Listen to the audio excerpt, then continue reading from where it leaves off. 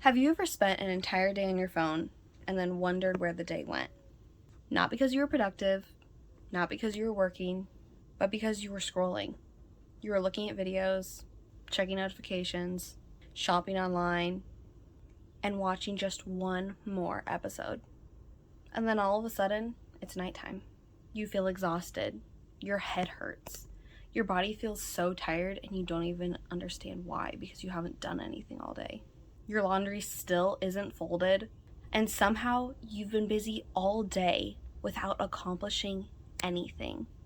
That used to be me, but I eventually discovered that the problem wasn't my phone. It was my fear of boredom.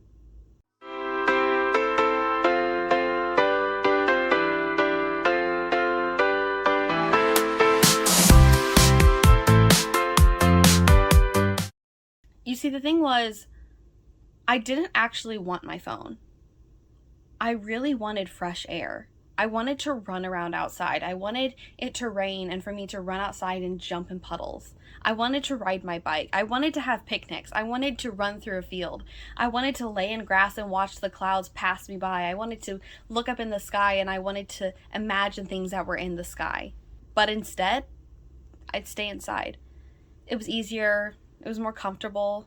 I'd sit in my favorite chair, eat snacks, look at my phone, and I'd scroll.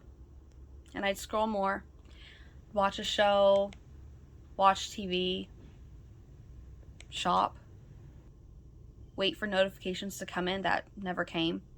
Sometimes I'd tell myself to read a book. I'd tell myself, come on, it's good for you. You know that you really want to read this book. It would be so good for you to read this. Just put the phone down for a second. And I would. I'd put the phone down, I'd pick up the book, I'd read a page or two, and then I'd get bored. And I would feel so bored after reading just a page or two. And so, of course, I'd grab my phone because it was easier than pushing through and reading a couple more pages. Hours would pass like this, days passed like this, months passed like this, months where I just completely wasted my life on screens and watching things and consuming content constantly. Some days I'd spend hours on the screen and eventually I'd get a headache. So naturally, I'd crawl into bed and watch a show because what else do you do when your mind is awake and you can't fall asleep? I'd tell myself, I'm just going to watch one episode. That's all. Then I'll make myself go to sleep. One episode would pass and of course there's a cliffhanger. So I'd watch another episode and another one, and soon enough it's late. At the end of the day, I would just feel awful. My body would feel awful. I would still have the headache. It would feel worse. It'd be pounding so hard.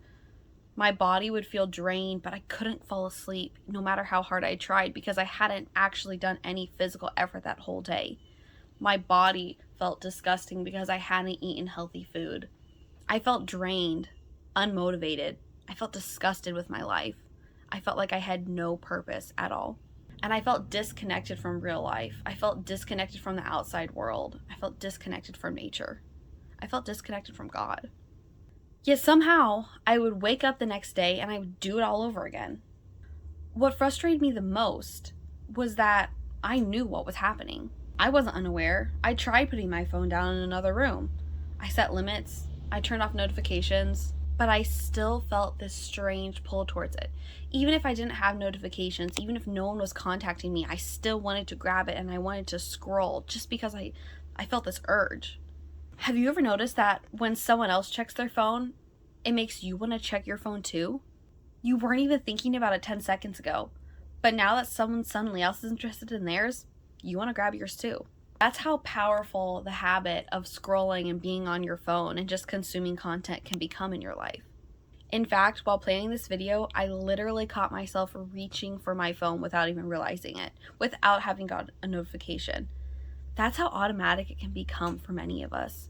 That's how automatic it became for me and still is sometimes. So why do we feel such a strong pull? I think that the answer is boredom and our relationship with it. There was a fascinating study that I'm going to link below involving two groups of people. Both groups completed creativity tasks. Then one group sat alone for 15 minutes without a phone, while the other group sat alone for 15 minutes with their phone face down in front of them. Neither group were allowed to use their phone. And here's where the interesting part comes in. The people who had the phone sitting in front of them reported feeling more bored. Just having the phone present changed their experience, which raises two very important questions. One, why does boredom matter so much? And two, why are we trying so hard to escape it? I love Arthur Brooks so much, and he once said, "You need to be bored." Simple but so profound. Boredom isn't empty. Boredom creates space. Space that we often do not like or appreciate. It's often in boredom that we begin to ask ourselves life's biggest questions. Questions like, why am I here? What's my purpose? What kind of person do I want to become? What do I actually want from life? The problem is that our phones give us an escape hatch from these questions. Questions that can sometimes make us feel uncomfortable. Questions that are easier left unanswered sometimes. And the moment that we're uncomfortable, we scroll. We watch a show. We consume content.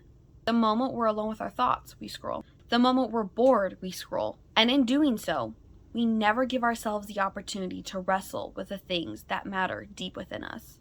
I'm not perfect at this, like I mentioned. I still feel the pull. I still have moments where I want to disappear into the screen and not bother with my emotions and not bother with other people. But I have started to learn how to say no. And every time I do, I discover something beautiful on the other side.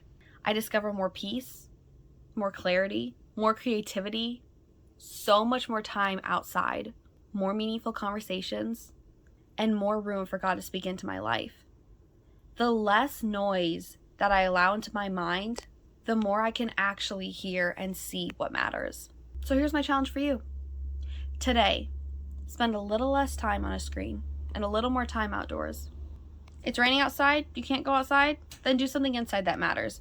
Pick up a book and actually make yourself read it for 15 to 20 minutes straight.